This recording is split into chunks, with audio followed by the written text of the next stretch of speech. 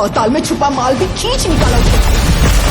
মাটির নিচে থাকা লাল চন্দন পর্যন্ত সে খুঁজে বের করে। জঙ্গল, নদী, রাস্তা দিয়ে, বাইক, অটো, ট্রাকে করে লাল চন্দনের গাছ শুধু পুষ্পার কাছেই যাচ্ছে। আসলে এত মাল কোথায় গিয়ে পৌঁছাচ্ছে এটা কেউ জানে না। শ্রমিকদের পর্যন্ত চোখ বেঁধে গভীর জঙ্গলে নিয়ে যায় গাছ কাটানোর জন্য। একটা কথা তো নিশ্চিত, এতে পুষ্পার কোনো বড় প্ল্যান আছে। মুরগানকে সরিয়ে সে দুবাইতে কারোর সাথে ডিরেক্ট ডিল করতেছে। পরের দিন পিচ্চা রেড্ডি যখন লাল চন্দন পুষ্পার কাছে নিয়ে যাচ্ছিল, তখন রাস্তায় শেখাওয়াত ট্রাকগুলোকে ধরে ফেলে এবং সকল লাল চন্দনের মধ্যে আগুন লাগিয়ে দেয়। পিচ্চা রেড্ডিকেও ভয় দেখিয়ে পুষ্পার প্ল্যানের কথা জানতে চায়, কিন্তু পিচ্চা রেড্ডির মধ্যে কোনো ভয় কাজ করে না। এই জন্য শেখাওয়াত তাকে ব্রিজের উপর থেকে মেরে ফেলে। এরকম চলতে থাকলে সিন্ডিকেটের সমস্যা হবে। এই জন্য সীতাপ্পা শেখাওয়াতের কাছে যায় তাদের দুজনের মধ্যে ঝামেলাটা মেটানোর জন্য। শেখাওয়াত বলে পুষ্পা তাকে অনেকবার অপমান করেছে, এই সমস্যা এত সহজে যাবে না। তখন সীতাপ্পা বলে সে পুষ্পাকে বলে দেবে তাকে সরি বলার জন্য। শেখাওয়াত বিশ্বাস করে না যে পুষ্পা তাকে সরি বলবে, আর যদি বলে দেয় তাহলে সে আর কোনো ঝামেলা করবে না।